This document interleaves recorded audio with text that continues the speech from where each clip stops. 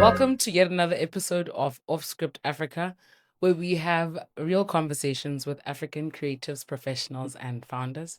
Today we have none other than Tobo Brandon Rapo in the studio, and we're so excited to have this conversation with him. Hi. Hi, how are you? I hear that you're a football fan. Yeah, I am. I am. What's your team? Only have one team in the entire world, Man Yeah. City. Uh-huh. Manchester City. Have you ever had a podcast before? Have you ever been on a podcast before? No, I haven't. How are you feeling? Oof, a lot nervous, a lot nervous, but I'll go through it. I'll Yeah. get to it. No, but you speak very well, so I'm looking forward to hearing your thoughts on this and that. Yeah, I guess so. Okay, so just like if you were to have one word to describe your journey and how far you've come, which word would best resonate? Mm. I don't want to use chaotic, Mm-hmm. but that's the best way to describe it because it's been so many ups and downs. I don't even know how to count them. Yeah. Yeah, so yeah, I think chaotic is the one. Yeah, actually, chaotic. It feels very, I feel like we can relate. There's a lot going on right now. Yeah, there's a And also lot. our lives are not as we had thought they would be. And they could never be. They could never be. Yeah. I don't think any of us are where we want to be or how we imagined. Things would be. Because for me growing up, I always had a plan. I always thought the plan would pan out, but life Yeah. gave me lemons. What was your plan? My plan, my biggest dream ever Mm. was to actually have an empire, to build me a music empire. Oh, As a okay. kid growing up, I was always into music. I've always been a fan of music, hip hop music and R&B. So I always had this passion, but as you know, our country with this hip hop and R&B of similar hey, ditlhapa, hey, this, gotta learn, gotta go to your books, focus Yeah. on books, get a job. That was all it. So I had to let that dream die for a while. So all things being equal, you would have been a musician. Yeah. I saw something very interesting on your YouTube page. I know. I You're know. up and coming. Yeah. Because funny thing, I have never actually been to a studio as much as I wanted to be an artist. Yeah. Yeah. I always treated it as a hobby as much as I wanted it to be a big dream of mine.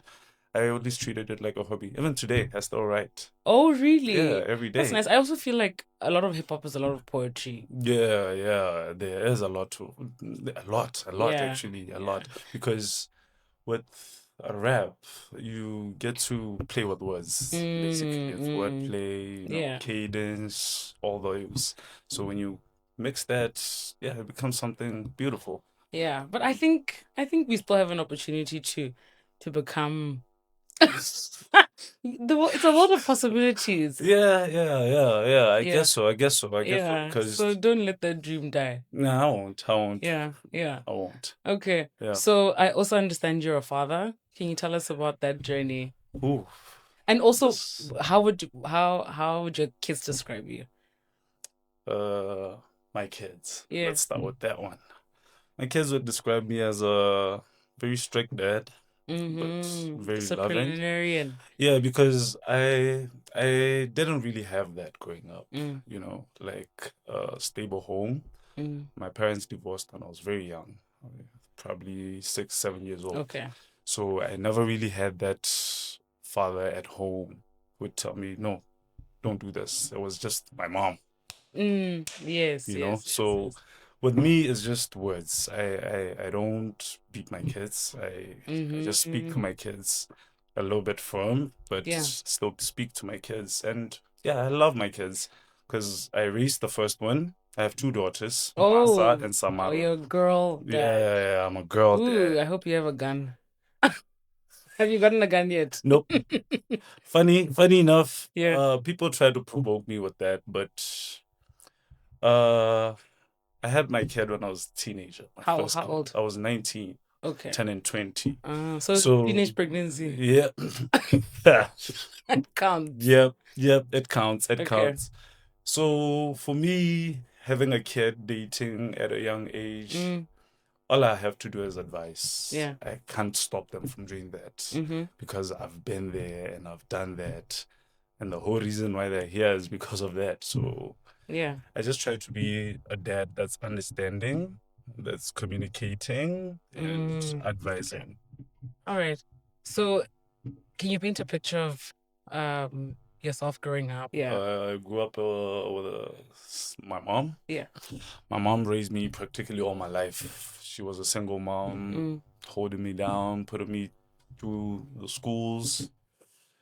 So I'd say my childhood was okay.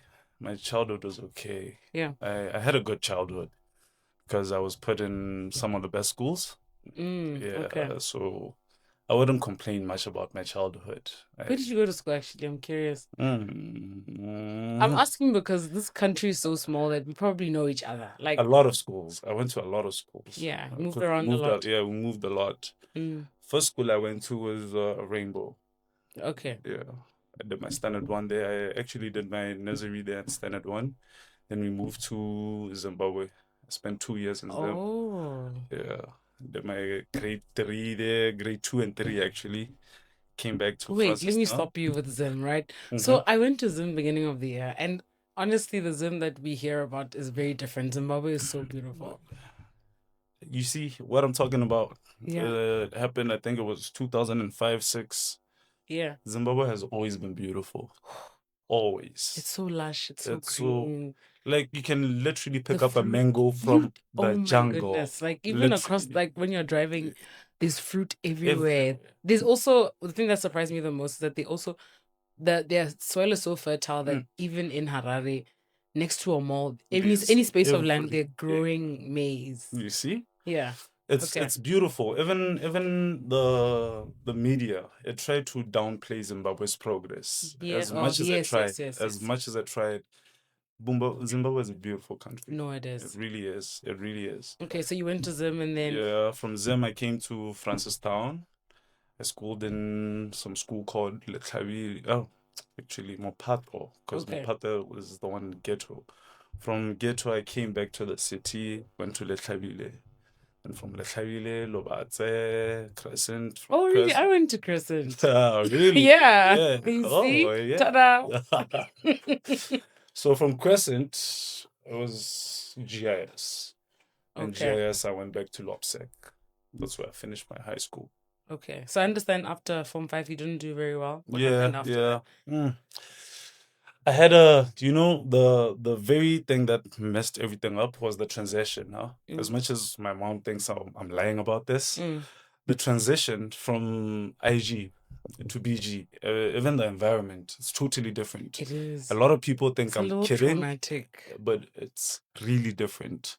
So when I got there, I had to be someone I'm not, just to fit in, you know. Okay. Yeah, because the cheeky in those kind of environments, you get people don't bullied. like it when you speak English. Exactly, exactly. Like you're think you're Yeah, better than snob, them. yes, what. So you had to change even your walk, I'm sure.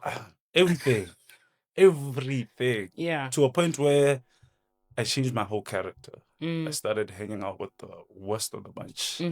You know, started bunking classes, started doing all these crazy stuff. Yeah. Started drinking actually when I was in high school. Okay. Yeah, that was the first time I got alcohol. So after that, I failed my Form 5, I rewrote, Okay. passed, and then I decided that I want to go to GUC Okay. to do occupational health and safety. First year, failed because I was too playful. Yeah, and I don't blame anyone. I blame myself for that. And then I stayed home, got a job, started focusing on working. I was a sales rep actually for the Salah Supplies Wait, company. actually, I'm very curious. So you sound like you were sort of a naughty child, like, right?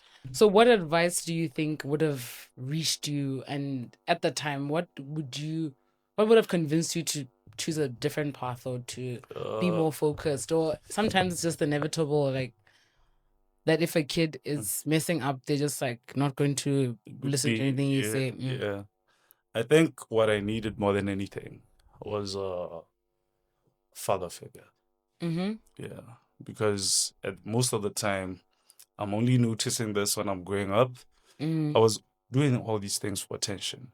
I needed my father's attention more than anything. So that was me just lashing out, but without actually lashing out. Yeah. Yeah. Okay. hmm So a So I father feel figure, like, so a disciplinarian of sorts. yeah, because to be fair and honest, a boy does need a man in his Yeah. life, whether we like it or not. Mm. Every boy has to have a father in their life. Yeah, and I think it's undeniable because when women don't have fathers, Mm-hmm. you can sort of get away with figuring it out. But I think I've realized that with men, you always have like fundamentally, you always feel a gap. Yeah. Because most of the time, like, you might even end up getting the wrong information or Mm. picking up the wrong traits from the wrong crowd. Yeah. Yeah. Okay. hmm So then you go to school, you say you study occupational health at Yeah, GUC, yeah. and then After I studied did you want to do that, or was this one of flip a coin? To be honest, it was what I could afford because I was Okay. paying for myself. Oh, Yeah, yeah. So it was what I could afford at the time. So you sort of snapped out of being playful. Yeah, How did things shift for you? baby. The Yeah, baby. massa. Ah, I had massa in 2017. okay. Yeah, so that's when I had that. Yo, you need to wake up. Yeah. You really need to wake up because you brought a life into this earth. So now you Mm-hmm. gotta do something about it. So we should have kids. Yeah, you guys, you should have kids. You should. Yeah. Because now you have a purpose. Yeah. You You brought have something, some you have a accountability of, responsibility, yeah. accountability. So you can't just be slacking back and being like, And I'm yo, sure it really bro, sobers you up that day. There's no time yo, to, yo. But yeah. it's also stressing, especially when you don't have things figured out. Yeah, Mm-hmm. it's really stressful. Winging it. Okay. Yeah, just winging it. Yeah. So we go to school in GUC. How long was the program? It was 11 months, a Okay. year, basically. Okay. Yeah. And Uh, then after that? After that, I went to Orapa for an attachment, squad attachment in Komatsu for 2 months. Mm-hmm. Uh, Oh, actually, I'm just wondering, at the time that you were in GUC, how was your discipline and your studying oh, there? perfect. Yeah. Perfect because I was goal Focused. orientated, like I wanted to get this done so I can go on to the next round. What happened to your friends? Yeah. We broke things off, but I'm still in contact with some of them, but Mm.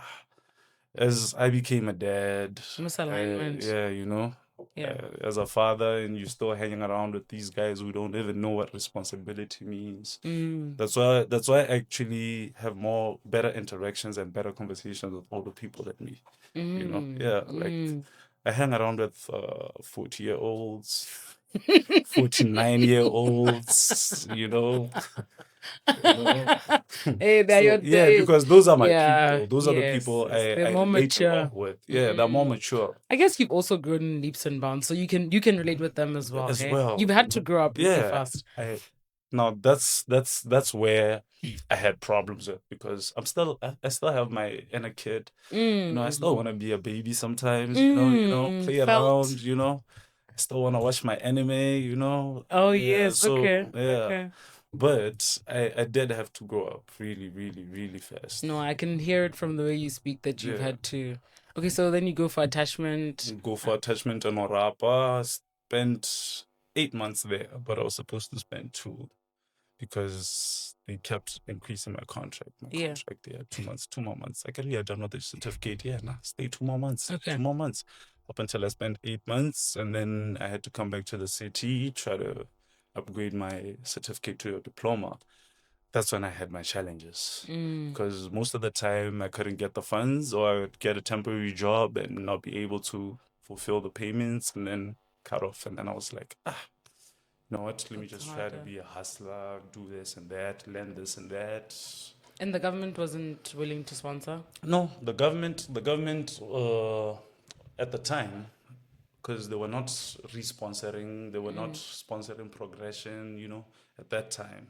So it was really difficult, To get some. yeah, to get help from the government because I've never actually been sponsored by the government. Okay. Yeah. Okay, I think we'll continue with your career a little bit later on. All right. But you stated family as one of your values, like the things that. What does family mean to you? Family means everything to me. And who in particular? My mom and my kids. Do you My have any mom. siblings? Yeah, I do have siblings. Yeah, Okay. I do. I do. I have 6 siblings. Okay. I'm the firstborn. Ooh. Oh my God, A you're lot carrying of the weight of the. responsibility. A Yeah. lot. A lot. I'm a last born. I can't relate. Lucky you. I Lucky really you. can't relate. I bet. And I bet if you're in trouble, you call your brother or sister. no, Yeah, I I do need help. absolutely. You know what? And I don't know. I feel like you guys don't like last borns, and it's really on you. It's not our fault that you were born first. Our parents have sort of figured it out by the time it gets to us. And the crazy thing is, for me personally, I do not have a problem with the last ones or my Yeah. siblings Okay. because as much as we Better didn't grow up not. together, as much as we didn't grow up together, we have that bond, because my dad is one of the most humble people I've ever met, Oh, actually. really? Yeah, Yeah. and he's also intelligent. So he taught me something that I'll never, ever, ever forget. Okay. No matter how mad you are, never show it to your family. Give them love. Talk to them. Apologize where you're Composure. wrong. Always. My dad has never yelled at me. And look at me, I'm 30 years old. All he does is talk, puts me down. Yo, you're doing this and this. You're not supposed to be doing this. What's Worth have up? more weight. Yeah. And then, you also get to think about it. Like, okay, this man just talked to me about this and that. Is this the right thing to do? No, it's not.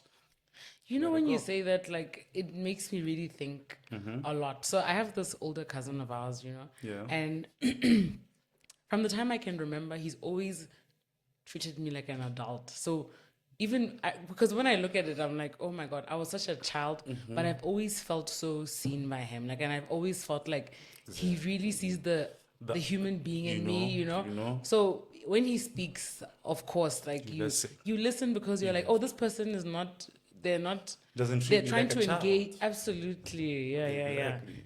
Yeah. So my dad, Those are some nice as much as lessons. he wasn't always there, but financially he was, but he Yeah. wasn't always there when I needed him. Like when I needed to have a conversation, when I needed advice, when I needed this, when I needed to be there with him. But he always knew what to say at the right time. He was that guy who would talk, make jokes when you're down. Yeah. Okay. That guy. That's the kind of dad he is. Okay. So that's me trying to be that and more. For your Yeah. for your siblings Yeah, and for for everyone, Yeah. for my siblings, because your kids. yeah, because my siblings as well. I have 2 other siblings. They didn't also have that presence, and they felt that. Actually, I actually believe they felt it more than I did, because at the time, I was staying with my mom, and my dad was staying with another woman, but it wasn't the mother to these kids, so they didn't really feel that presence. Got it. Yeah, Okay. you see, yeah. I guess it's taught you to be a protector of sorts. Like, how's it been A firstborn? lot, a lot. I've been in so many fights for my little brother. And on Salamara. Oh, No, for sure. Siblings. yeah. I'm super defensive when it comes to my siblings and Yeah. my kids, because sometimes I even do it blindly. Like whereby I could see like, okay, my little brother's wrong, but I'm gonna defend him now. When he get home, I'm gonna tell him, yo, you're wrong. Yeah. You don't wanna ever do that again, because Yeah. now you got me in trouble. Yes, yes, yes. Yeah, it's situations like that.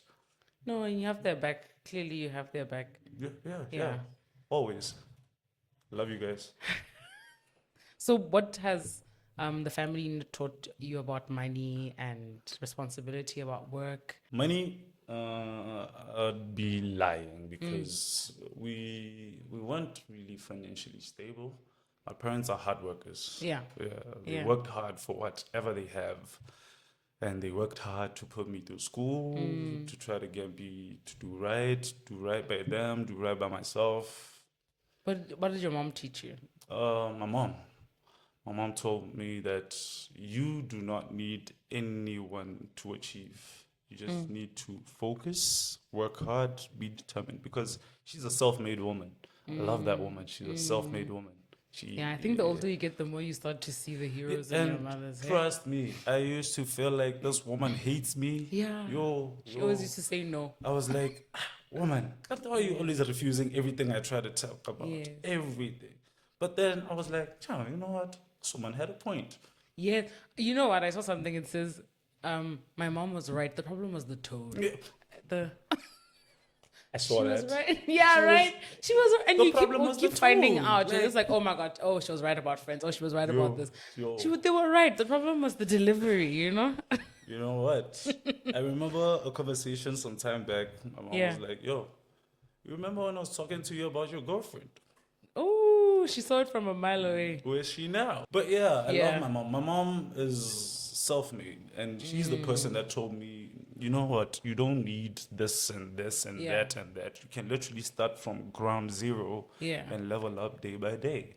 It's Yeah. like, oh, I then think I'ma do that. there's so much value in our relationship with our parents. I think, like you're saying, when you grow up with them, when you grow up, they just feel like they're always saying no and they're moody or whatever. But the older you get, the more you start to realize this is the person who's my biggest ally. Yo. Yeah. Oh. Yeah. Like right now, I'm saying almost every single time no to my kids. Yeah. Not because I want to, but because I Yeah. want to help them. You know? That awkward moment when you realize that when your parents said the money in their wallet is not It's not- theirs. yo, Now you're like, I'm like, oh, this is what she meant. I gotta pay for this. I gotta pay for that. It's there, but it's not mine. Yeah. So yeah, that's what we Yeah, learn. okay. That's what we learn. Apparently, they tease you about some habits. What habits are those? I smoke. Ah, Yeah, I'm yeah. a smoker, and my parents don't smoke. My mom doesn't smoke, doesn't drink. She's Yeah. a God-fearing woman. So for me, Yeah. I'm the black sheep in this case. Yeah. Yeah. Okay. Those are my habits, my bad habits, and drinking. Yeah. Yeah. Going out. Ah, Sure. yeah. Yeah, so that's what I mostly get teased about. What's your Don't favorite? tlogelale, mo tlogelale. Yeah. You'll get there someday. Yeah. Well.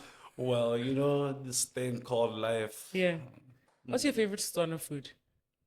Madombi. Madombi. Kamarapo. Ooh. Kamarapo. I had to say that in Setswana so that you Yes. understand. So that we can feel it. So And you it's can winter, feel so. it. Oh, I don't mind eating that every day. really? Like, I swear. And these days they're packaging it. Broth. You know, But broth. we've been having broth for a while. Like we've been having. I don't soup ever ya mind marapo you for- cooking madombi Yeah. in the broth. Like, Yeah.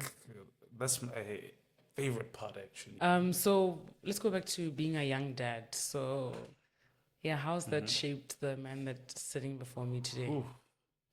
It has done a lot because, one, as a young dad with no financial stability, it's hard because, one, you're a statistic. You're seen as this guy who got kids, alimunyane, trying to be something, but now he can't even deliver for those kids.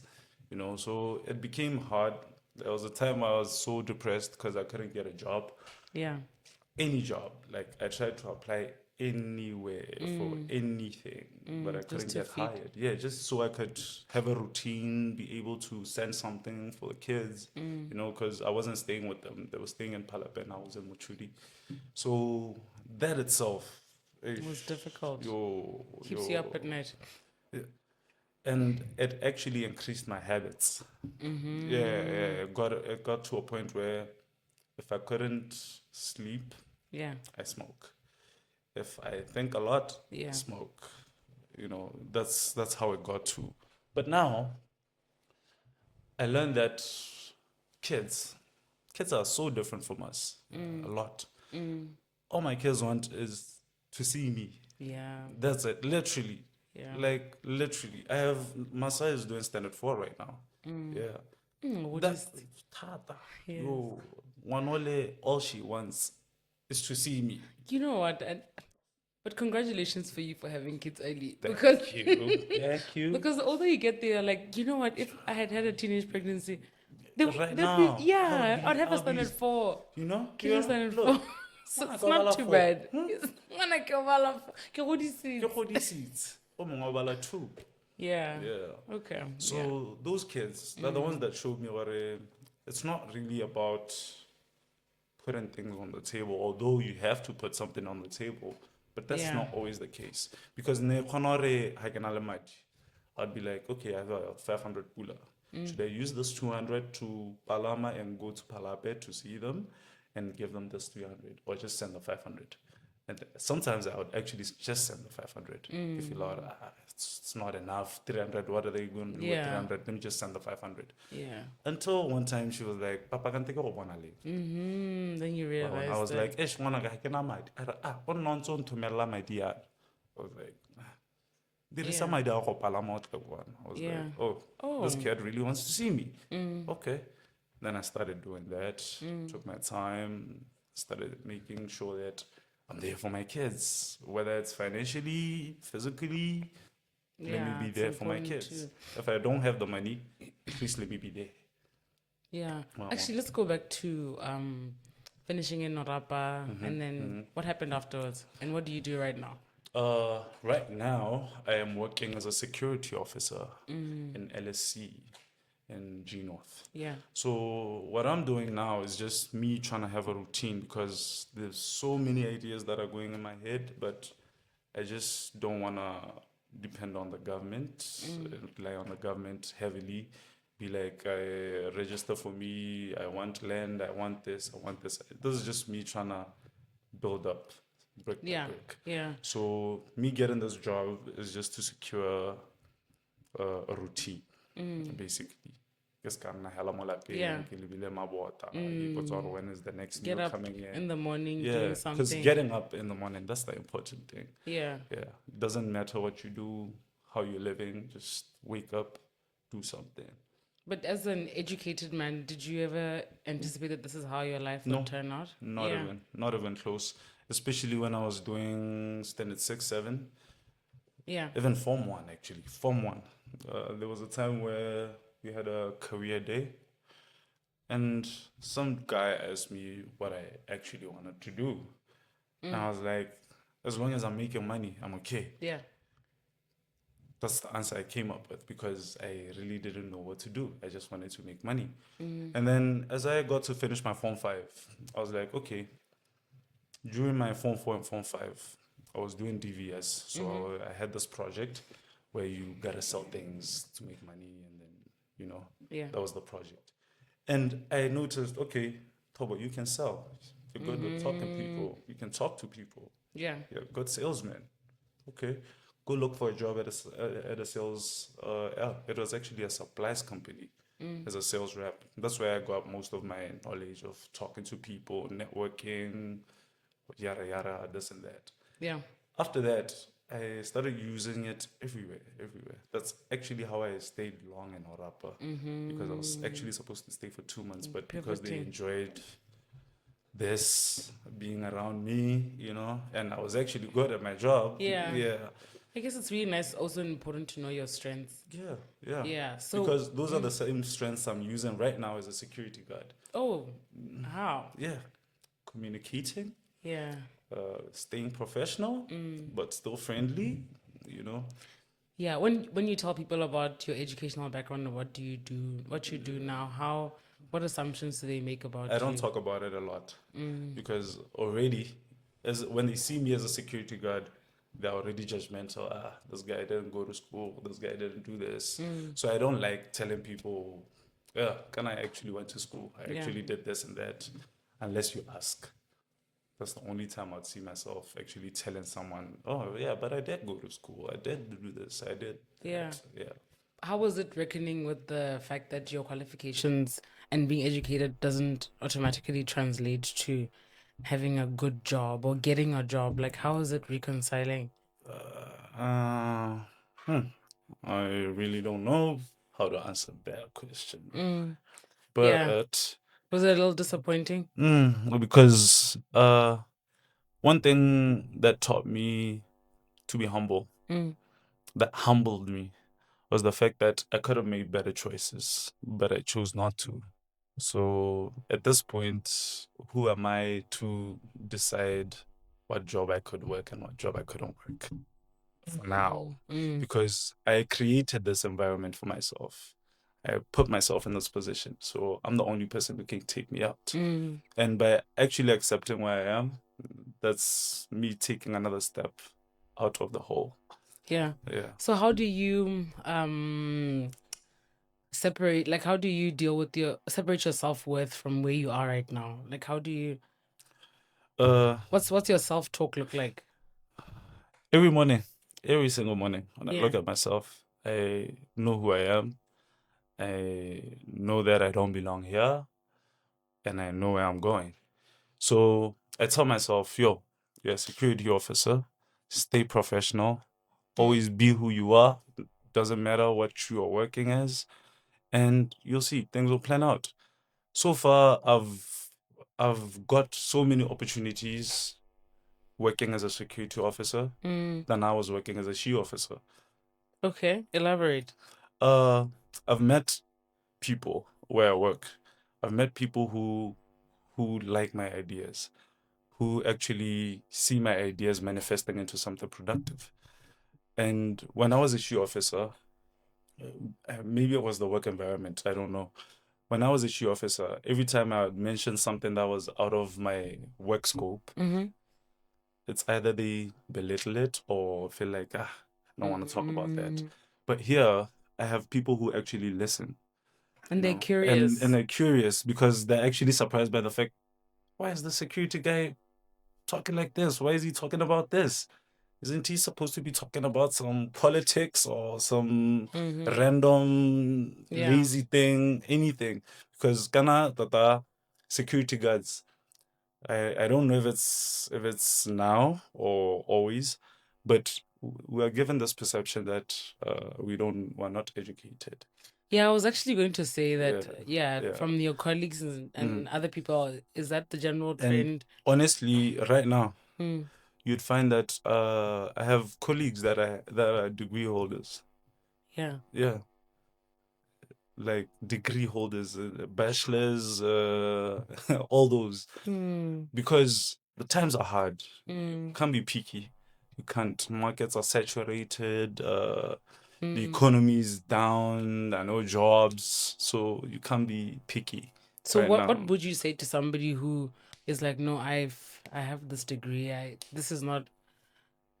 not doing this. I don't want to do this. As long as that degree doesn't put food on your plate, forget Mm. about it. Mm. I know so many businessmen who made millions, who made money, but not using their degrees. Mm. A lot, a lot.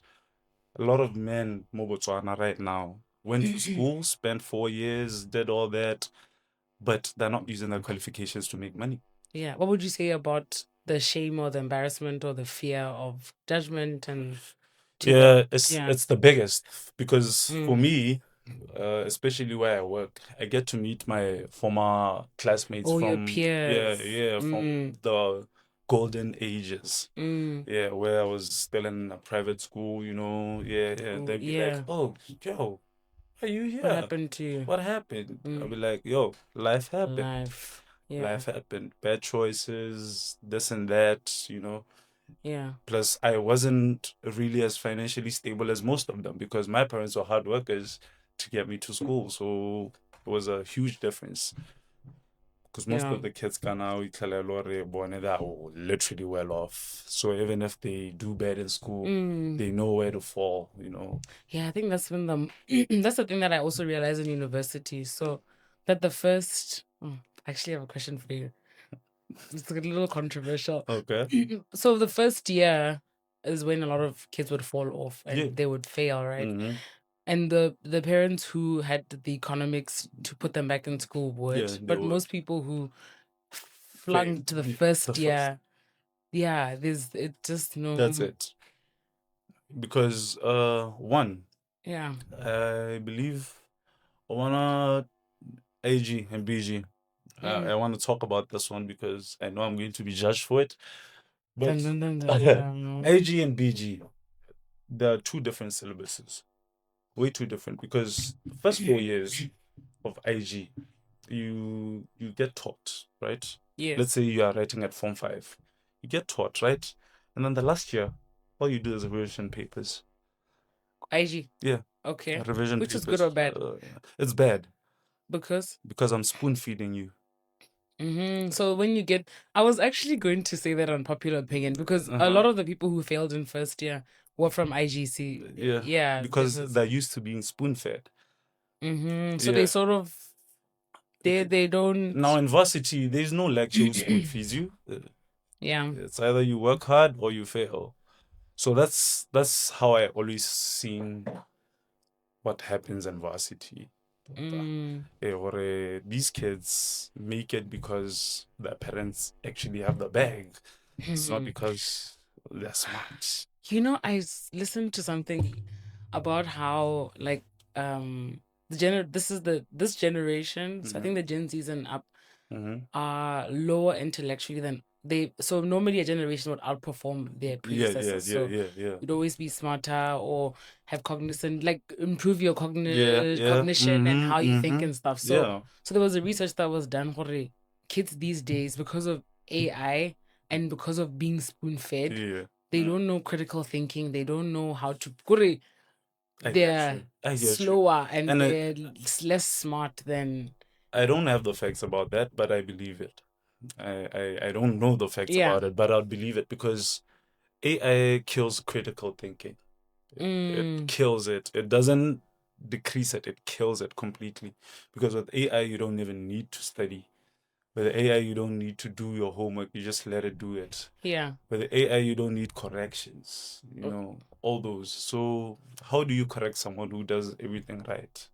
You know, my sister once said something so interesting to me. She said that, okay, so we were comparing somebody who had gone to school and someone who hadn't, right? Yeah. And she was like, somebody like school, when you are asked to give examples, to differentiate, to compare, to contrast, it helps you to develop a certain level of thinking, Thinking. right? Yeah. Yeah, so I think maybe that explains why Yeah. the other generations would be slow and stuff. Yeah, but I'm just curious though, do you feel like school equips us for the real world? No, it doesn't. Yeah. If And what could be school better? if school was equipping us for the real world, trust me, I would own this world because I had to learn a lot of things out of school. A Yeah. lot. That's making me who I am right now. I learned it out of school. The syllabus I did, yeah, it taught me how to think, how to do this, how to problem solve, but it wasn't enough. Uh, like I was saying earlier, if this syllabus, the whole syllabus, was made more practical than theory, I think we'd be a step further You than know, where that's we so are. true because you go to school and then you get into the field and it's completely different, like Like, all the way different. And I don't know, there's also so many gaps in how you interact in the workplace. Like there are things that are blind spots. I remember when I left my previous job, I was not working for about 10 months or so. yeah. And then I realized that I don't have any skills to be an entrepreneur. I was like, I don't know I don't know basic bookkeeping. I Bookkeeping. don't know Mm-hmm. how to market a business. I don't know how to create systems. I'm like, like, And what these are things we are shouldn't, not taught. Even in yeah, should business school studies. not, Even business you studies. did business, did you do it? No, I didn't do it. Mm, I think I spent because in Form 1 we were taught everything and then we had to choose what to do. Yeah. So business studies, it doesn't really teach you everything you need to know about the business. mm, Yeah, it just gives you what the syllabus has for you, but but it's not doesn't very prepare. practiced. Yeah, no, no, So what not it. was your experience with what you studied in the classroom versus what was on the ground as a she As a officer she in the officer, mines? was so different because what we were learning was industrial occupational health and safety, right? Yeah. So people might think it's the same thing, but it's totally different Yeah. because in the industrial occupational health and safety, the guidelines, they have different guidelines and different laws, just like in the mines.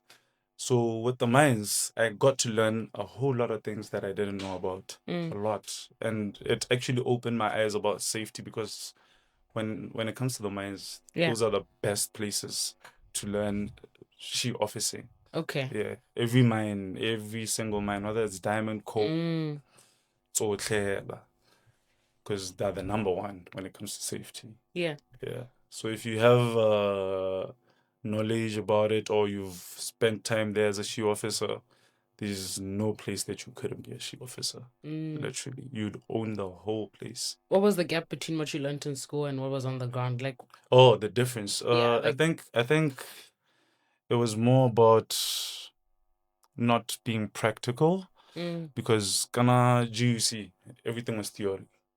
You know, everything. Literally, I did my first aid when I was working. first what? First aid. First aid. Yeah, Oh, first okay. aid. I thought Very. you were trying to confuse me with a fancy word about No, something. first aid. The first Yes. time I Oh, so you'd actually only read it on paper. exactly. That's ridiculous. I am telling you. So it's like learning how to swim on the internet, on YouTube. How do you swim on YouTube? Imagine. Then you get there. And then when you get there, you're like, Oh, he said, Mm. you see. So, but So you had to practice on an actual human being yeah. for practice purposes or for like No, for they were life and death. injured. How? No, it wasn't life and death. Okay, but they were injured. Yeah, What had they were happened? injured. You see, with the mines, this is why I love the mines. Okay. Whether it's a small cut, paper cut, whatever, we stop what we're doing. Oh, Attend paper the cut for incident. real. Yeah, I am telling you. You're not being over. You're not No, exaggerating. I'm not over exaggerating. If we're in a site, like this is our site. Okay. And you get a paper cut, you have to stop what we're doing, incident report, find out why this happened and how we could avoid it the next time. Yeah, that's the precautions we take. Those are the measures we take. Yeah. So everything is serious. Like dead serious. Because what the assumption is that it could have been a finger cut off. Yeah, the next what time. went wrong? Yeah, the next time it will be something worse. It won't be a paper cut. Okay, so paint a picture for me because I've never been to a mine, right? Like, what does safety look like? And yeah, safety in a mine. And what's the scale? Like, how do you manage it through the entire mine? Are you in sections? Yeah. There are a lot of shoe protocols? officers. There are a lot of shoe officers in a mine. Especially, let me talk about Orapa mine because that's the one I know most. There's Botswana shoe officers, there's Komatsu shoe officers, and Palowal shoe officers. And then there are subcontractors. So everyone has their role. Every single one of us. If I am to be put in the green zone, because there's a green zone, there's a white zone. Green zone is whereby workers in the mine are allowed to access. Every worker in the mine is allowed to access. And then there's blue zone. It's not no stuff only. Yeah. So red zone is one of those. The red zone is the deepest place. Not everyone is allowed to go there. Yeah, that's where you actually get the diamonds. So I learned that with our powers in the mines, you can actually kick out the GL. Oh, really? If you start following safety protocols, you have the powers to kick him out. Because their safety is endangering everyone. Really number one. Yeah. Really, really number one. You're painting a picture for me, like what your day would look like? My day would, first thing I'd get to work, check the cars, make a checklist because we're given a checklist for cars. Check the oils, check everything, check the safety, if the fire extinguishers are there, the valid, haven't expired. And then I get into the office, check if everything that pertains safety is in check. Workers come in, make sure their overalls are okay, everyone is good, they get inside the mines, they go to work. When I go inside the mine, all I have to investigate is make sure everyone is following their safety protocols. Okay, so what would my safety protocol be as a when you enter a mine? When you enter a mine, you have to have full PPE. Okay. From helmet, safety hat, safety goggles, earmuffs, gloves. It's not for vibes. Not even. It's not for vibes. Not even. Because hey, that place is serious. I remember when I left, because there was a time where they were advertising there's a 3-year zero injury in the mine, and then there was almost 10 years without a death in the mine.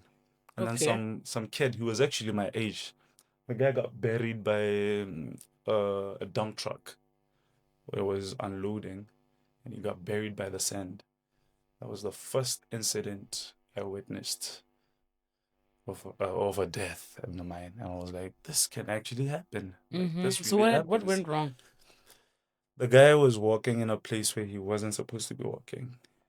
like where the dump trucks are driving, because the dump truck is huge. It doesn't, it's blind spots in there, Yeah, right? so it has a whole lot of blind spots. So when that guy was reversing, that guy was sleeping, and he was sleeping on one of the piles. So when it, that's how he died. That's so painful. It really was, especially because, and at the time I think it was 2019, and imagine he's my age. I think it was what, 21, yeah, somewhere there. So yeah, it was really painful. It was really, really painful to see and witness, and we had to be there, investigate, see what happened, and dig the person. Ish. So yeah, but So most of the days it was good. protocols are important. A lot, a lot, a lot. Especially following every single safety adherence or protocol, basically. Yeah, protocol. Did you ever deal with difficult people who just felt like, no, Yeah. or are you, Not in there's my, training, you can't mess not around. in my mind. Uh, That happened when I was in construction sites, because I also, after I left that place, I also got subcontracts where I spent 4 months at a place, construction site. Those are the most difficult people to deal with as a she officer, because they feel like your job is useless up until someone gets injured. That's when they're like, hey, she officer, I need your help. Hey, someone is injured. I'll be like, guys, you're the very same person who was telling me I'm not important. I'm here to prevent this from happening. But if you don't follow my protocol, this will happen. So how would you deal with those difficult? I report them. Mm, Yeah, it's simple. yeah. But we're basically the police of this industry. Yeah, the snitches. Yeah, well, I hate using that word. Yeah, but we're the snitches. Yeah. We're the snitches. Yeah. I see that you did legal logistics when you were studying. Yeah. What's legal logistics? No, actually, we were supposed to, because legal logistics is done at level 2 Okay. and diploma. Yeah. So I didn't really get to that one. Did you ever have to work more than one job? Oh no? Did you ever have to work more than one job? No, No? not really. Okay. What do you think that we get wrong? Like when we imagine thinking of working in a mine, what do you think expectation versus reality is? Like if I've never been to People a think they mine. made it when they're working in a mine. No, I don't think we should drag the people. No, No, like I mean, okay. in Let me this, let you finish. okay. No, I get you.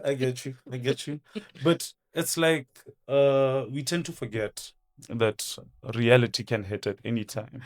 Because have you seen what happens when people get retrenched in the mines? Yeah. They come back home with nothing to show. Have you Okay. noticed that? Yeah. You have. No, I You haven't. Yes. Because well, I've seen it a lot. Maybe that's why. People tend to forget. When in the mine, everything is free transport. Okay, in my experience, I was getting free transport, free housing. And You then know that I found out like 2 weeks ago that like mine workers can pay like 300 plus for rent. Their water is subsidized. yeah, for forever, since the beginning of time. 300 in this economy. And they're given car. Yeah, well, even government workers do that.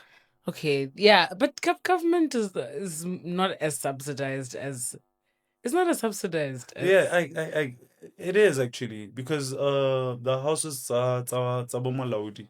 You see these houses, I think it's a cancel, it's a those houses. no.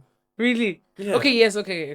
they do subsidize, because for one, I know when we were staying in Lobatse, my mom was paying subsidized rent, like a lot. Okay. Yeah. So anyway, How close have you been to diamonds when you're working in the mine? I've never seen a diamond. Yeah. Yeah. Oh, they don't even let you do like a Nope. little tour. Just flick them around. Nope. Nothing. You can't even ask. No. What is it? different pay grades. Yeah, I think so. I think so because the only people I've ever seen actually going into the red zone who were not mine workers was what's his name? What's his name? Was Slumber. Okay. They were doing a visit when he was VP. They were doing a visit in the mines and they actually got to go into the red zone. I was like, wow, people are living. This guy's actually gonna see these diamonds. So I'm reading something here. It says that the National Occupational Safety and Health Policy was adopted in 2025. Historically, there wasn't any dedicated law. So even for sites like the Orapa, the international standard Yeah, yeah. wasn't met. So what does the gap between the policy and the paper and the culture really mean for the average worker? Average worker is in. Yeah, just the person on the ground. What is this Honestly. policy and why wasn't it there before? Honestly, I haven't caught up myself with these things Yeah. because I've been doing something else for now. Oh, it's been a while. Yeah, it's been a while since I focused on occupational health and safety, to be honest. Do you know anything about the downturn of the sale of diamonds? Yeah, yeah. Lab-grown diamonds. What do you think about this? Lab-grown diamonds. They're killing our diamonds. They're killing our economy. That's what I think. I mean, yes, they're cheaper, yes, but they're killing our economy because we're the biggest producers of diamond. So, as a Motswana, speaking for Botswana, lab-grown diamonds are not for us. They're not what we want. They're not what we're looking for. We need some rich people to be like, I want a real one. Like, from I want Botswana. Botswana. From You know, Botswana. I want that big diamond that was held by Gideon Boko. Yeah. That's the one. That's exactly what we're looking for. Yeah, so apparently unemployment is sitting at around 44 to 46%. And it's so for Botswana age between 15 and 24, it's about 46%. And then double the national rate, about 23 to 25. That's crazy. Yeah, so when you look at jobless in educated in Botswana, what do you think our system is getting wrong? Like we were saying The earlier, unemployment thing is it's serious. It's really serious. Like we were saying earlier, it's not like there are not a lot of jobs. It's just that we're not skilled enough for them. You think so? Yeah. Elaborate. Right now, if we were to go onto the internet, you'd find that there are a lot of jobs that people are putting out there. It's just that most of Botswana are not skilled for them. That's why people end up hiring foreigners. I feel like our government lacked on giving us the right equipment, the right tools, like the right skills. Yes, free education, yeah, we're getting free education, but what are you getting out of it? So you think that there's jobs? Jobs. Yeah. Jobs are there. It's just that we did the wrong things. You know, like don't start. You can be a you can be out here being like, I want to be Have you seen those memes on Facebook where it'll be like, oh, this place is looking for a CEO. You guys say there are no jobs, apply. You see? No, I think the unemployed, like, it's really difficult to find a job, even as a professional. Yeah, it Yeah. is. But look at it this way.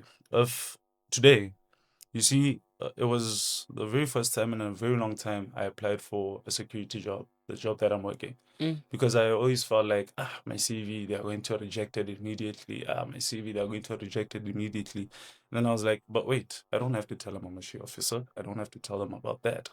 Let me Oh, just they're gonna apply. feel like you're overqualified. Yeah, let me just apply with my Form 5. See what happens. You know what happened? Got called 2 days later.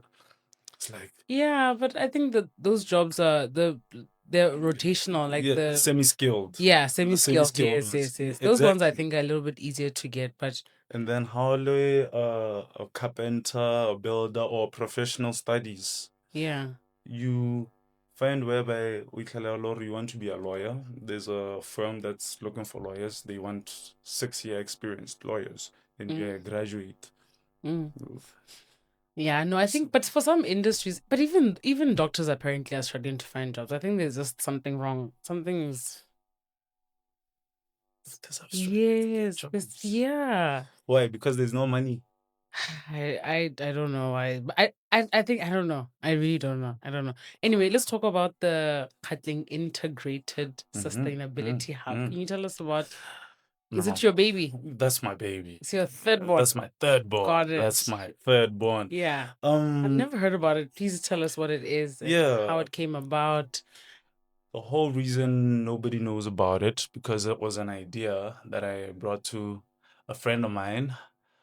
Uh, this is basically me trying to secure Kathlin district in terms of giving back to the community, food security, helping with the elders, because I want to do it as an NGO. Okay. Yes, it's a foundation basically, Okay. but not for what purposes? I don't want it to be seen as like a Bomasitara Foundation, for example. Okay. If I may Yeah. give an example with that one, I want it to be a community thing. I want it whereby the community comes together, build this. I don't want it to be like Toba did this. You want, yeah, so you Yeah. want ownership. I don't even want to be on the list. I just want to find trustees, deal with this. Okay. Okay, trustees, you got this. And then we look for the right people to focus on the food security, focus on the wellness, elderly, all those. Because Okay. the main thing is I want people to learn how to feed themselves, fend for Okay. themselves. Okay. You know. So you want to give practical skills? Yeah. Okay, The- like paint a picture for me of what we would be doing, Okay. how If, it in why we're doing it, and for example, last week, I went to land board to inquire about land, getting land for this organization. And what they tell me is if I can register this, after I register it, I go to NDB, tell them my business plan, show them my business plan, and then go back to them. They can actually try and look for land for me. okay, NDB for funding. Yeah, For funding. NDB for funding to fund where I can't get help. And then they told me, but the only problem is us getting you land. It's going to set us back a long time because there's a long list. Waiting list. There's a long Okay, waiting but list. I still don't know what the vision is. The And vision is to make sure that Gauteng district itself can feed itself. okay. One. So that's food production. Food security. Ooh. Yeah, food security. You know what this Yep, is? clickets. I'm just checking. You never know. I have two daughters. You know all of I'm it. bound to know it. So Food security. Okay, that would look like. This will be farming, Okay. livestock or arable farming, just trying to make sure that we can feed ourselves first as the community. So we're doing trainings or Yeah, what? training. Programs. Because what we have is a program. I bring a person who's a farmer. What I okay, this and this and this and this needs this and this and this. In this land, we can use this space to produce this. In this land, we can use space to produce this. Because what I want is a place where we have all the livestock we need for feeding. And we are also selling that to make money for the hub. Have you heard about these new clusters?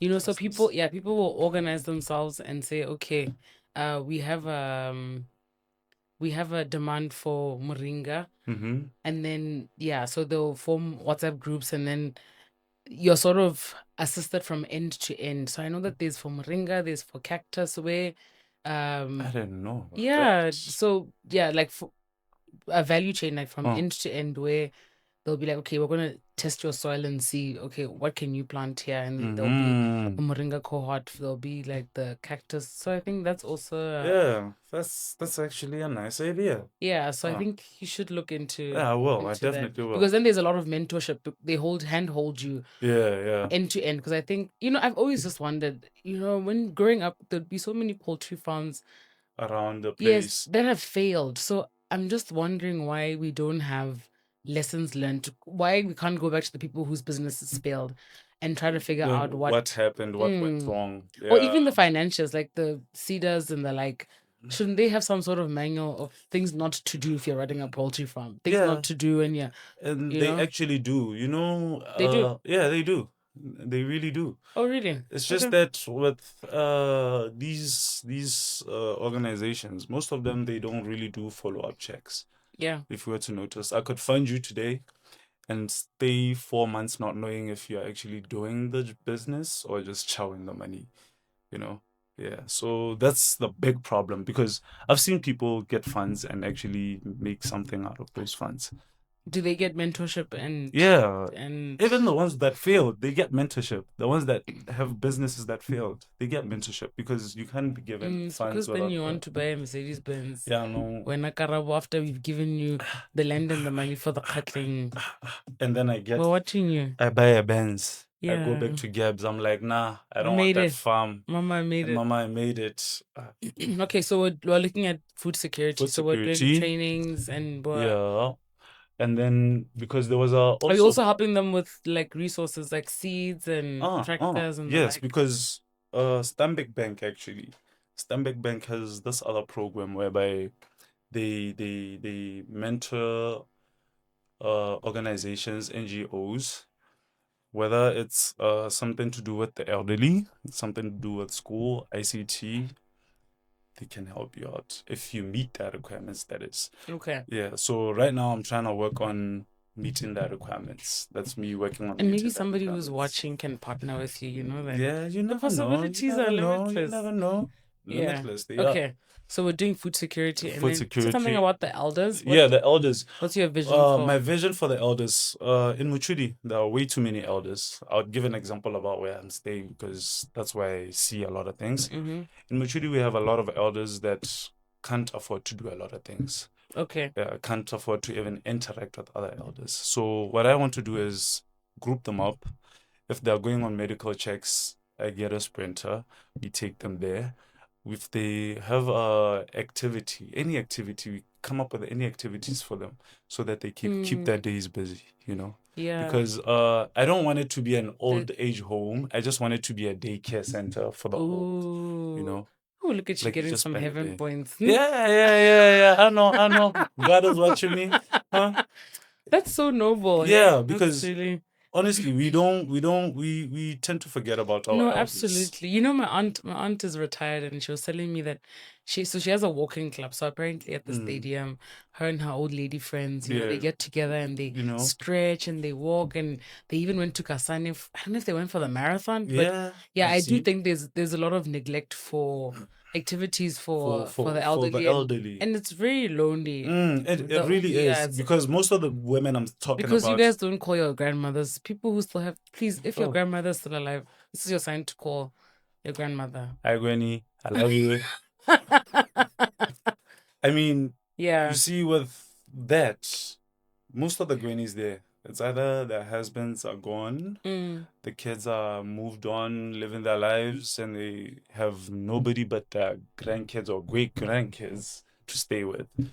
And you can honestly be out sharing and that would be so nice. Like I'm picturing, you know, on TV where they'll be playing bingo, you know, and they'll be crocheting together, and you talking, know, so that they're not as idle. Exactly, and also we're trying to kill that loneliness.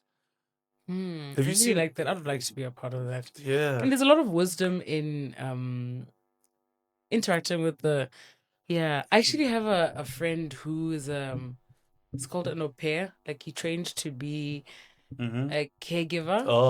Yeah, so healthcare assistants. yes, kinda, but yeah, so people who've been the elderly, those who have different diseases and yeah, and I think his experience is that when you interact with the elderly, there's so much wisdom, there's so much love, there's so much, but it's also very noble to think about them because they are very forgotten demographic. they really are. Okay. No. Okay. So food security, elderly. Say something that youth empowerment. Okay. Because that one is honestly, I'm sorry for saying this, but it's the most important. Okay. It's the most important. It's where your heart is. It's really where my heart is because I'm still a youth, one, And I know the pains of a youth in this age, in Yeah. this era, because one, as much as the government may say youth empowerment, I want to empower the youth.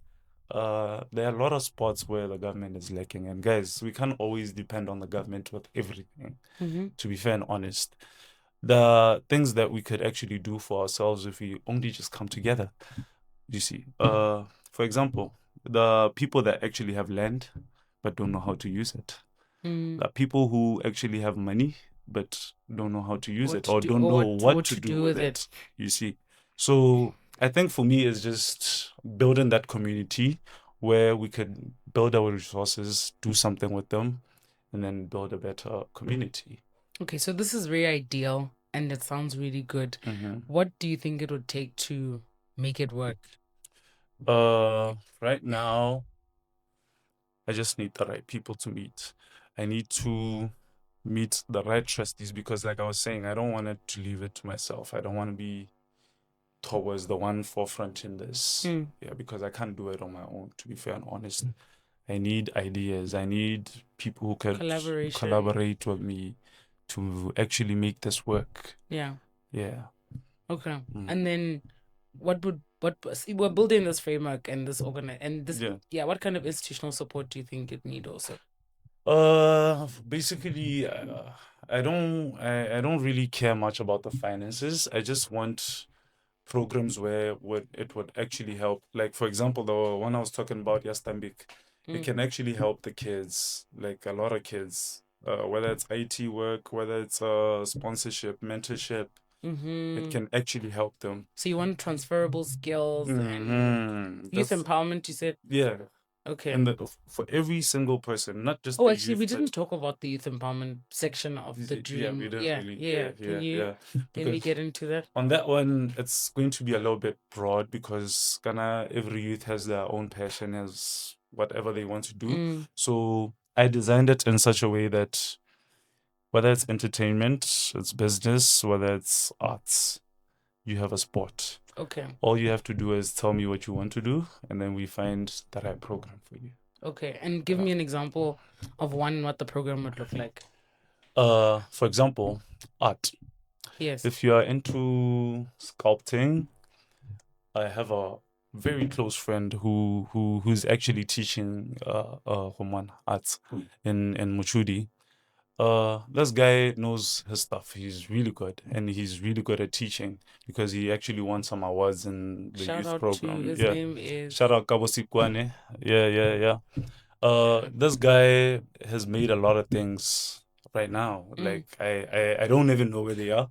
So I feel like he's the perfect person to teach the youth and the elderly on these sculptures and all these, because he actually knows how to do this. He has the equipment, he has the knowledge, he has the qualifications, and he's actually up for it.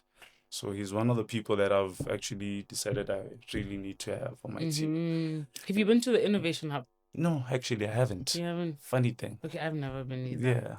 Yeah. I hear that your one of your favorite people is Boniface Mabeo. What? Look at you, fanboying him. Yeah. Blanchero. Lord Jesus. I love him because he's a straight talker. Yeah, he doesn't beat around the bush. He doesn't care if you are the president. He doesn't care if you are nobody. He says what's on his mind. And I like how he's changing the narrative of politicians. That politicians trying to hold them more accountable. Yeah, besides other politicians, I mean himself. Yes. He's showing us that it's not every politician that's out for eating. That's corrupt. That's corrupt. Other politicians actually want accountability. Like the way he's pushing it, I really love. I'd actually want to see that party win in 2029. I'd like to see what he has in store for us. Okay, you know what? Like, I really believe that anything can happen, right? So, okay, right now, to build the hub, to build the dream, what kind of people are you looking for? What kind of finances are you looking for? What kind of team? Collaborators. I get you. Because one thing I know I need is 9 people. Okay. 9 people to start this. I need 9 people who are actually into this, goal orientated. They actually see the vision for what it could be, and even more. Because I see this panning out. I see it working. I see it being bigger than it already is in my mind. It's just that I needed this job actually. The job that I'm working right now, I needed it to network, to meet the right people, to get to see the world for So what it how actually so is. do you like introduce yourself, or how do you leverage on the people that you This is how I do it.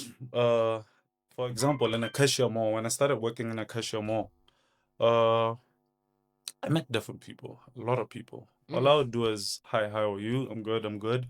And then as it became a pattern, I end up introducing myself. Yeah. So what do you do besides the security work? I'm here because I don't so you have a put job. yourself out Yeah, there, I and then literally do. then you're shine, they can't And resist they'll be like, the warmth this of your guy, awesomeness. give me your number. Okay. We'll talk. Okay, cool. And then next person comes, hi, how are you? I'm good, I'm good, I'm good. Ah, sound articulated. Just a conversation, Yeah. The And curiosity. yeah, and then they start talking. I was like, you shouldn't be here. You don't belong here. I was like, yeah, but it's The life. hand, yeah. Yeah, no, you need to change your lifestyle. Change, adjust this, focus, be more goal orientated, and then you'll find your way. Could you say the way that you interact with people? What do you think makes you likable? I think you're likable. Would you admit that you're likable? Yeah, it's the communication. It's the communication. Yeah, I think we're afraid of rejection. Like we don't, we're not I used brave. to be afraid of rejection, Yeah. big time. Okay. Even relationship wise, I'd see a girl, like a girl, but be afraid to approach her because what if she says no? Then I got to a point where like, but bruh, you will never find out. What if she actually likes you? Yeah. So how was that switch? That switch became instantly because like I always wanted to get rid of that fear. One, I'm camera shy. Oh, can you please Yeah. look at our camera? I can tell you're just like I'm camera shy. The only time I get to look at the camera is if I'm saying shout out. yeah. Yeah. So I tried to get rid of that fear because it was really blocking me from a lot of things. Even It's rapping. holding you Yeah, back. even rapping. I didn't Yeah. like rapping in front of people I didn't know. I hated it. So you're gonna give us a skit, right? You have to at the end. Maybe. We'll see. I'm gonna write We'll it see. down. We'll see. We'll Okay, see. we'll see how you feel. Yeah, we'll see how Okay. I feel. We're People talking that, about yeah, how you put yourself out there, how you are brave to talk to people yeah. and be curious and, not have shame or Yeah, I lost that feeling of shame 2 years ago because I mean, like, what la shame if you're always being shameful about what you yeah, do, how need you're in your head living. about things. Yeah, and the more you do that, actually, the more it depresses you. That's how I learned. Yeah. Yeah, I stayed. And there's been some reward in putting yourself out there. Yeah, there is because if I hadn't put myself out there, I wouldn't be working right now. And you actually wouldn't be sitting on this I chair. wouldn't even be sitting on this chair right now. Yeah. Like Yeah. this is kind of a blessing in disguise. This Okay. whole job, yeah. And I actually love my job.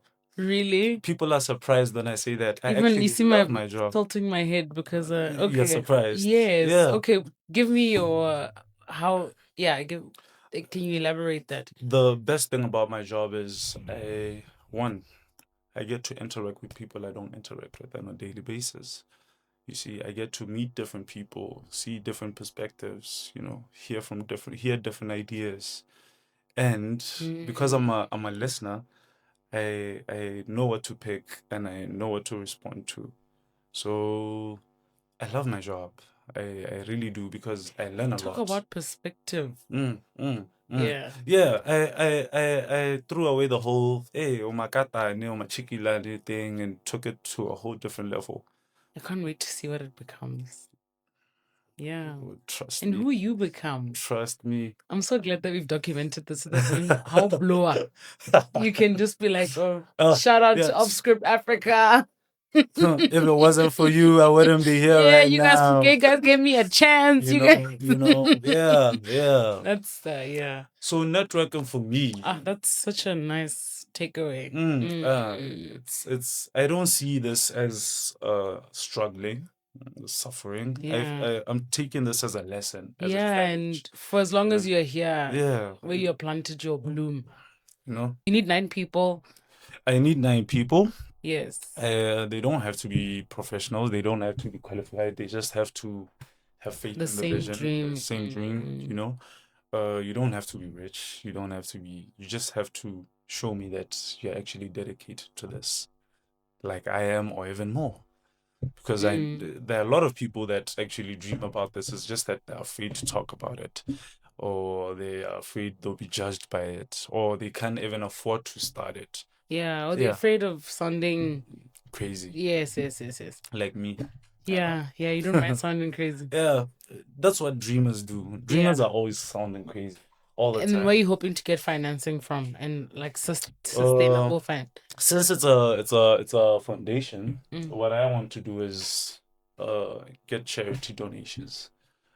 Get funded because I don't want whereby the government is too much into it. I want it to be an NGO, just like that. If the government wants to donate, that's fine. Yeah, but I want most of the donations to be coming from institutions like Buan offering us some people to come and mentor. Stanbic Bank coming with some programs for us. It doesn't really have to be money. Or skills transfer. Or skills transfer. Yeah. It doesn't really have to be money because right now everything is hard. Yeah. There's no money. You don't even know where to start. Yeah, there's no money. In terms of finances, there's no money. Even banks, it's very hard for you to get a loan, whether you're working or not. Yeah, so I'm not really interested in the money. I just want the impact. The impact.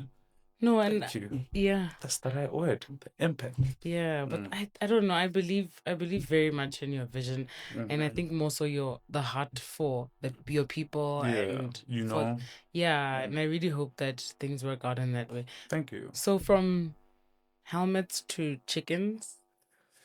Yeah, that chicken item. It was something that my little brother talked to me about. Yeah. We come from Atisha. Atisha is small out. It's a landmark for us who live in the north. We're like, oh, he did Atisha. Yep. Yeah. That's where we come from. Excuse my ignorance. We listen, we don't judge. How big is the village? Because we just see the trucks. Yeah, but it's big. It's big. Does it extend to the left or to the right? If you're both sides actually. Oh yeah. Yeah, because it's still extending. It's still expanding actually, even further deep into the village. Oh, okay. Yeah, so it's a big land. So my little brother, he works at Ross Farms. He's the one who came up with this idea at first. Okay. Is it a ranch or something like? Yeah, it's a poultry. It's a poultry. Yeah, it's a poultry farm. Okay. Yeah. So he's the one who came up with this idea, and then he wanted me to like do the paperwork and everything, and hand it to our dad because he was the guy who was supposed to forefront this in terms of the finances and giving us the land. So your brother is better suited because he's already sort of doing it. Exactly. So you'd be able to. All I did was just help him with the paperwork, write him up a business plan, and then I was like, "Yo, bro, this is actually a good idea." Okay. Yeah, so what's the dream with that one? The dream with that one, I don't really want to say much about the dream because the expert in that dream is my little brother. Yeah, I was just being there as a big brother. But I want to believe that. Are we looking at layers or broilers or? Actually, it's indigenous Tswana chickens. Okay. Yeah, his dream is to breed Tswana chickens and sell Tswana chickens. Yeah, that's what he wants. So I told him, but it's a good idea. The only problem is our location. we'll be competing with the very same company he's working for. And it's literally the biggest supplier in the country right now. So if we're to do that, we have to do something different. That's when he came up with the idea, let's do Tswana chickens because they do broilers and layers, you see. So that's how we came up, okay, let's do the Tswana chickens. We do the Tswana chickens, but where are we going to get the money? Then see, they came up with this proposal that it's sponsored in the poultry commercial section. That's how we came up with the idea. So right now, he just finished registering the item. I think it was 2 months back. Yeah, 2 months back. Yeah. Because now I've been up and down with this job. I really don't have the time to be meeting up with him and going to Atisha, you know. Okay. Yeah. So in 2026, the government launched a poultry financing push with about 1 billion. Yeah. And declared that agriculture is no longer the last resort. So there's a prioritization. There's also a willingness to put in funding. Yeah. Yeah, and also create about 25,000 jobs. So how does your plan fit into this? Yeah. It's perfect because this whole poultry idea, it's for commercial purposes. It's not for small time, basically. Let me just say it's not a small business idea. We want it to be medium scale or large scale. So in job creation, I definitely know we'll create probably 60 to 70 jobs in Atisha only, because that's where we want to start home. Yeah, but create those jobs, make sure that one, people are secured, employed, paid well, on time. And one thing I want to emphasize is I want people to be treated like actual people, not slaves. Yeah, because I've seen people being treated as slaves because they are working as semi-skilled people. Therefore, an example, I've seen, what else? I've seen people act like Batuba Atisha, or let me say village people, can be treated in whatever way you want and not be held accountable for it. So in my business, I want everything different. I want a labor, a cleaner, HR officer, she officer, Yeah. to be treated with the same respect, you know, without looking at what now nka tla ka mo ha 20 pula gore a ntlhatswetse dikotlele. No, we don't degrade people. I'm actually wondering, since you're on the ground, what do you think is the work ethic of semi-skilled people, and how do you think that we can what's the work ethic? Is it the self-drive, the It's different on a lot of people, because like me, it's not everyone that loves the job of being a security officer. A lot of people hate it. They're just there because they want to eat. So I'd say basically it's self-driven. Yeah, I'd say it's self-drive? self-driven. Yeah, because right now, if I want to do something, I have to tell myself, yo, you can actually do this. But it's not everyone who's like you. So how would you inspire your staff members, let's say on the farm, to be like, to be more productive? Incentives. People love incentives. If today, let's say you're supposed to slaughter 100 chickens as a labor, I'm talking about the labor. You're supposed to slaughter 100 chickens. And I was like, but if you slaughter 20 more, I'll give you 2 hours off or a day off.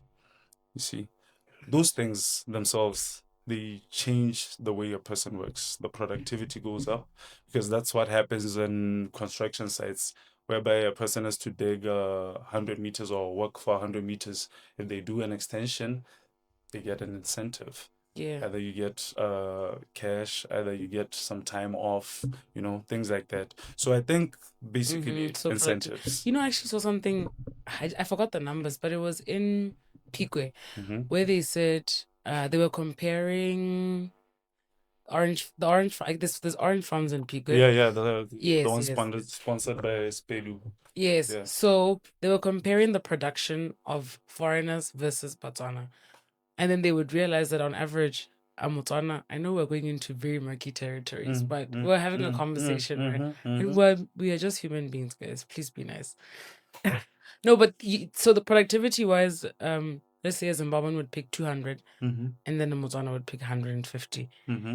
Just like based on the observations. So that's where my conversation is going. Like, how do you keep people who are not Yes, willing?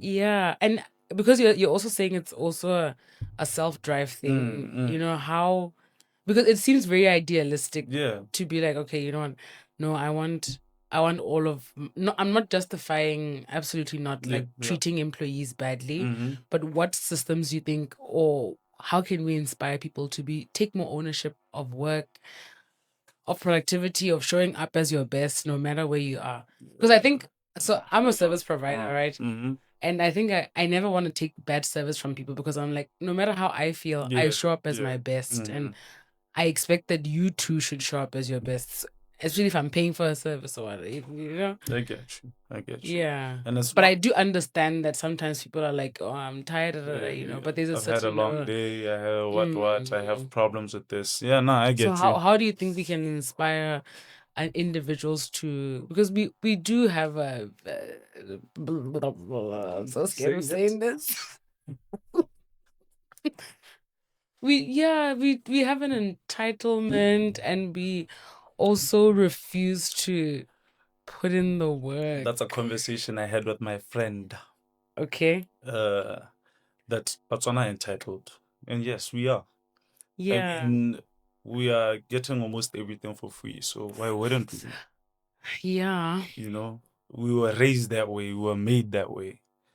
It's just a selected few that decided to be pull different. back. So how do we create more youth, Especially especially in the semi-skilled fields? Yeah, I think the best way to do it is make a person see that they need to fend for themselves. I am not entirely sure how we can do that, but a person needs to realize they need to depend on themselves more than they depend on anything else. The moment they do that, they'll realize that whatever you are working as doesn't really matter. As long as you put in the work, that's all you need. Because as a security officer, I don't really do much. I just control access. But me putting in an extra mile of making sure that everyone is okay, going around just to check on people. Yeah. Are you guys good? Oh, I just saw your car is unlocked. Just wanted to make sure if you know it's unlocked. That's me going an extra mile. You see? So people are not willing to put in that work. Because they feel like there's no reward? Exactly. I understand. But I just feel like, sometimes I wish I could create a world with nice people. Okay, not nice people, but people called like-minded people, because then we would work better, we would live better. Yeah. You should see, I don't wanna give an example about that. Dum, dum, dum, dum. But you see if I wanna say it's easy for a person to, I don't want to use control, but it's easy for a person to make influence a person. Wink, wink. Because if I have a company, and a labor gets paid 3.5 and a different one, and I am like, oh, my labor gets paid 4,000. My labor gets driven to home. He doesn't commute. That guy has to be productive, super productive, because if he's not, I fire him. And if he gets fired, he won't get that 4,000.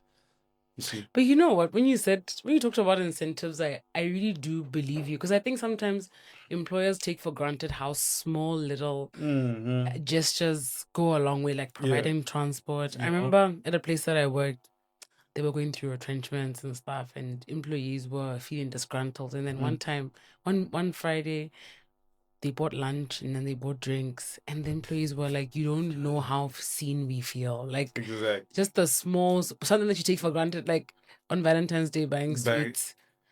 You know, just people, to I guess show. people that we see you. Yeah, exactly. Mm, It doesn't have to be the biggest. You don't have to give them bonuses. You don't have to. You can even make an yeah. activity in a workplace and be like, guys, no work today. Let's just do this activity. After this activity, you knock off. Mm, You know, that's creating an environment where you're yeah. actually, Activities, you're right. I you get, know, mm, yeah. So what achievement are you proud of that doesn't appear on your CV? uh, father, Being a father? being a father, because it taught me a lot. A Mm, lot. it I shifted needed to you a learn. lot. Yeah. Mm. And I stopped being a bad boy. We'll never know.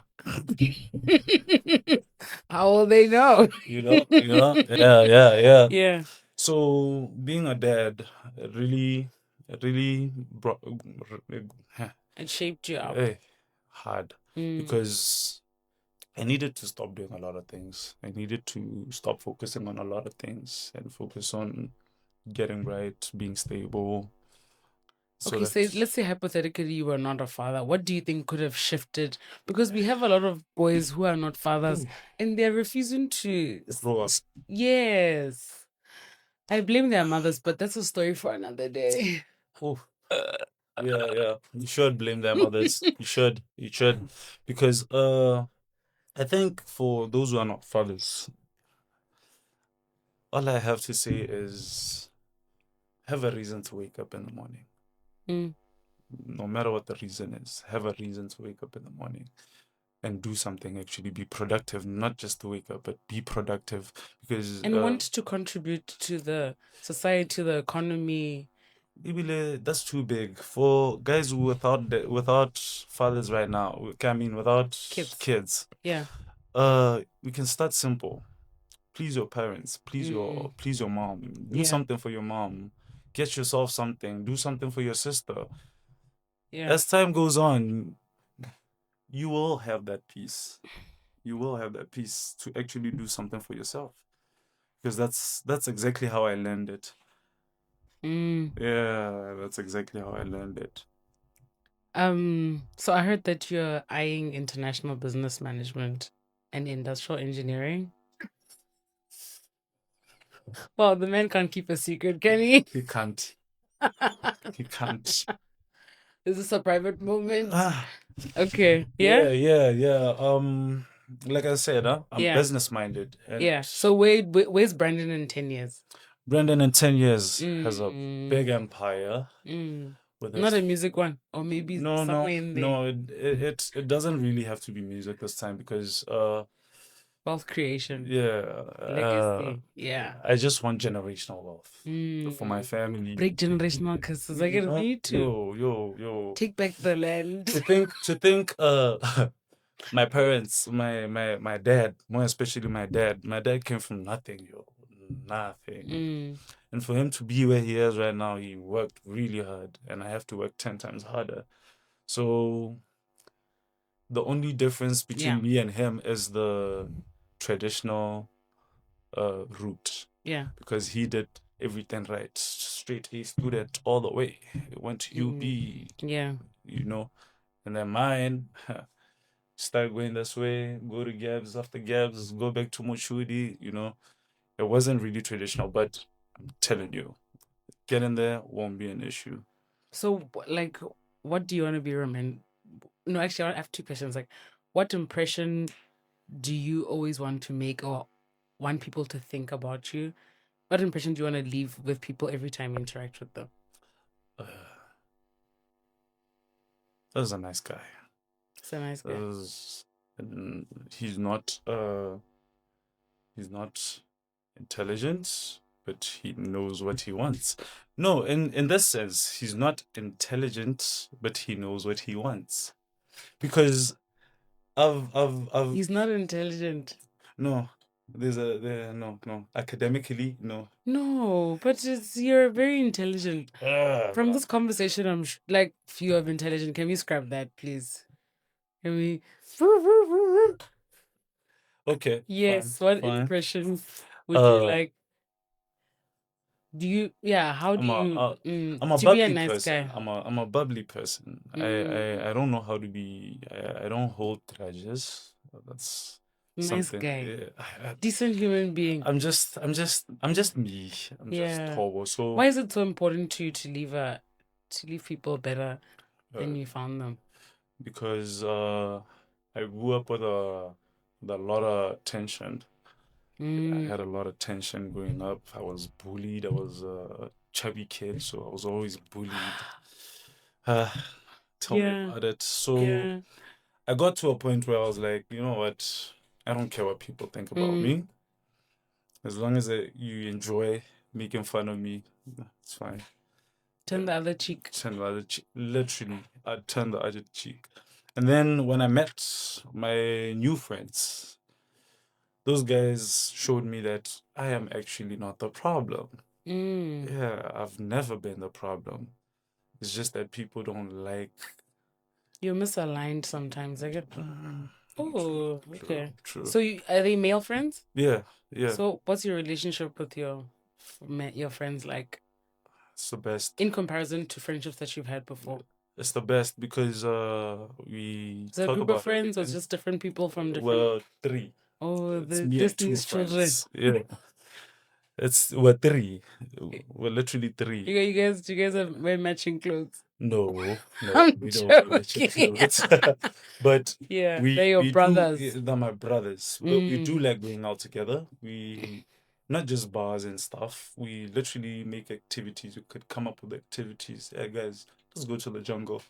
mm. Guys, let's go fishing.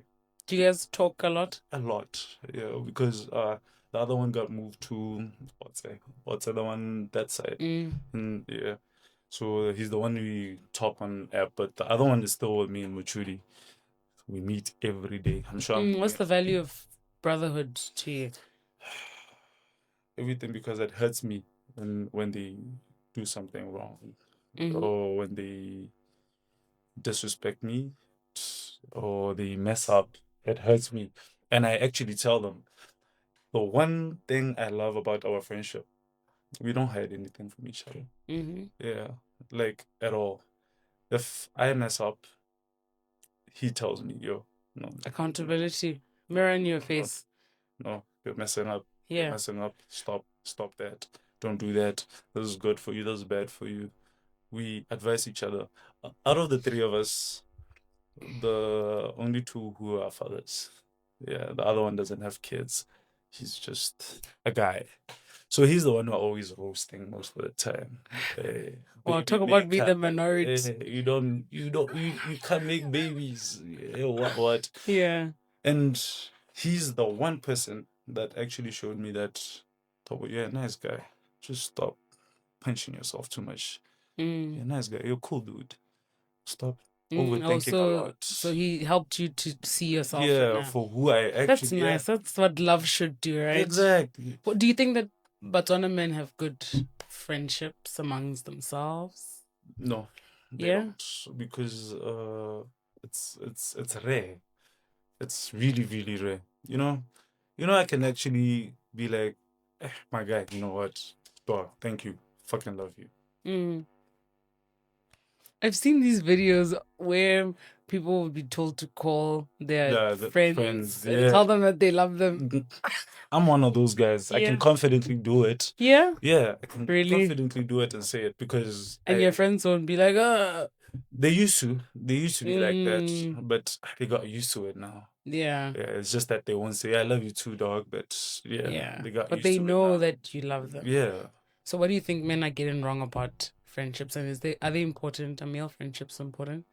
yeah, they are important. The only problem we're having is just that uh people think it's gay Yeah. to actually show affection to your brother. Mm. You know, Eh, my brother, like me saying I love you to my brother, that sounds gay to some men.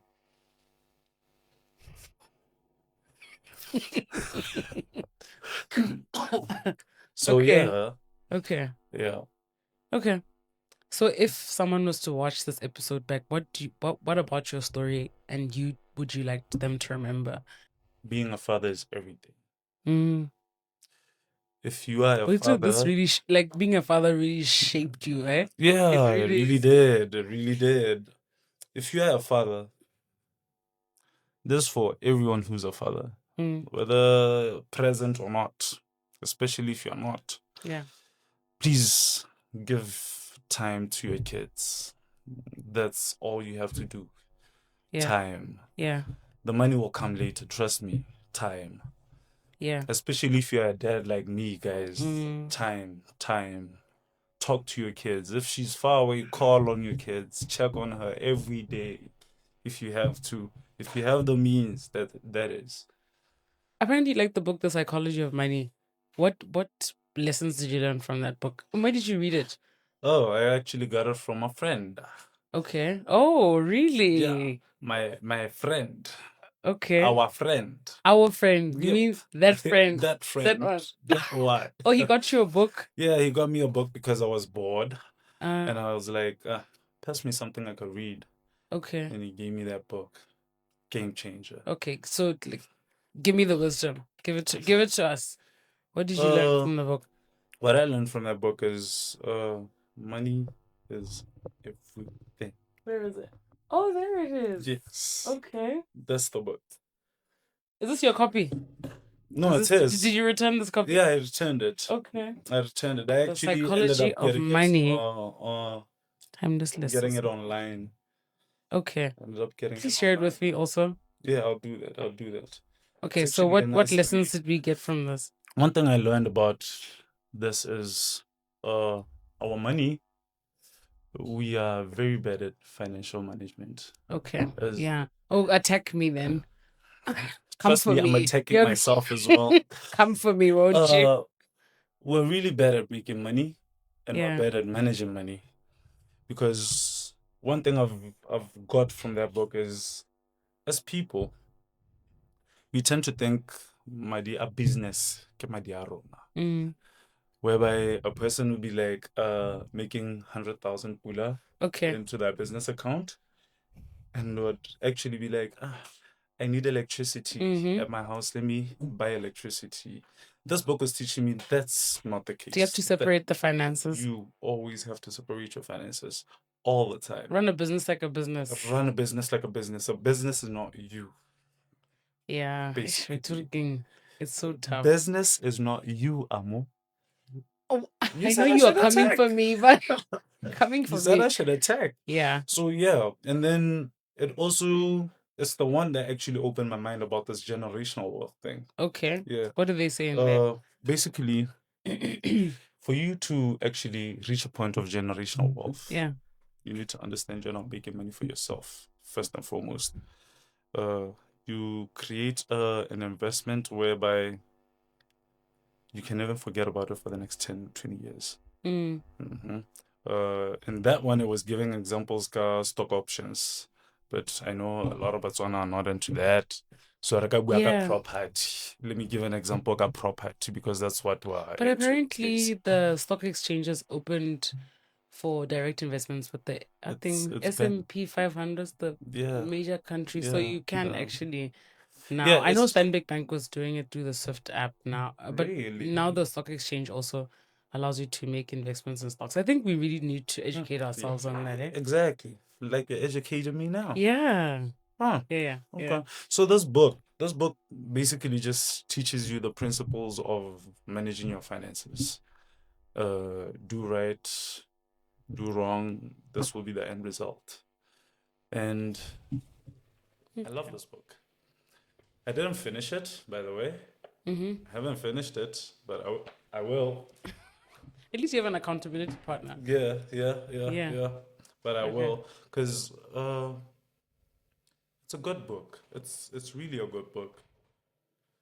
And hopefully I'll get to the generational wealth part Yeah. because We need to build that, yeah, build those systems. yeah, and oh yeah, before I forget, one most important thing about this book that's that spoke to me: change your habits. Okay. If you wanna change your life, you need to change how you live. For an example. For an example, how you spend your money. If you know you make 3,000 pula. Make sure that 10% of it goes into savings, 20% goes into investments, 80% into your commodities, whatever bills, So sort groceries. of like dividing your money. You need to have, and it needs to be strict. You need to follow it down to the letter. If you don't, you're gonna mess it up somewhere, whether you like it or not. Somewhere's gonna be messed up. So where can we follow you? Where can we follow your journey? Right now, I'm honestly not that much on social media Okay. as much Okay. because, like I'm saying, I'm trying to get my life together. So social media takes a lot of time. Distraction. Yeah. So, but if you want to see anything of mine, I guess Facebook, Brandon. YouTube, Brandon267. Go to YouTube. Yeah, that's where you see me rapping. That's the only time you'll see me rapping. Yeah. And then, yeah, I guess also app, because WhatsApp, that's where I frequently spend most of my communicating. Yeah. Yeah, Okay. and if you have any questions on the integrated hub, yeah, I believe that's where you can get me. Yeah. Okay, so give me a final word for my students, for my professionals, someone in the village who feels like things aren't going right, who've forgotten how to dream. Never give up on your dreams. No matter how big you think they are, never give up on them. Especially if you're from a village, because you are the game changer. If not you, then who? Yeah, you're the game changer. I don't really respect. Imagine, let's say I'm from a rich family, and then I'm successful. What you expect? I'm from a rich family. Unlike where I'm from Atisha, from nothing, and then I become a success. Now that's a success story. You know, that's a success Yeah. story you're actually willing to hear about. Yeah. So, So village good. guys, Komora came quite Atisha 1016.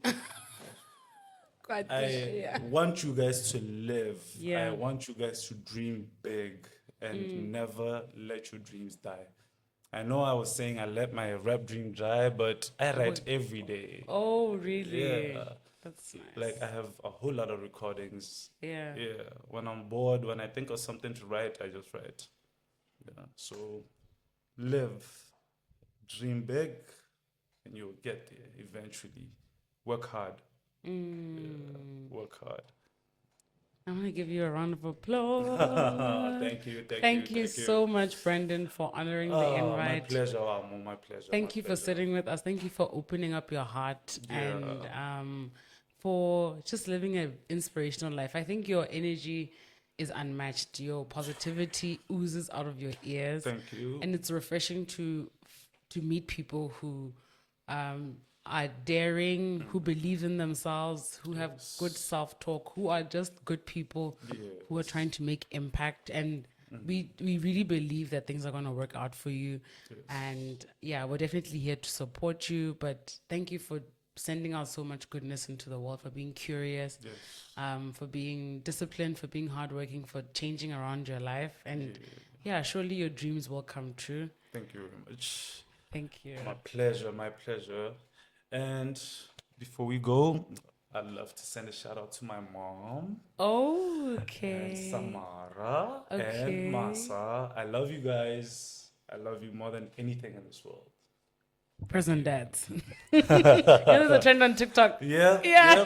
Present dads. Present dads. Yep. Yeah, and that brings us to the end of the episode. We were talking to Tobo Brandon Rapo, and yeah, he's given us some nuggets on how to pivot, how to have good self-talk, how to still dream, how to bring out your best in every single day, no matter where you are, how to leverage off relationships. And yeah, we're really excited to have had this conversation. But we're also excited for his dreams, which, will better our communities. And we really wish him the best. Thank you so much for tuning in. Until the next episode of Script Africa, don't forget to like and engage with our content. Share with a friend, like our videos, share our pages, and yeah, just let us know, give us some feedback on how we're doing. We love you so much and we're grateful for our community and our audience. Off Script Africa signing out.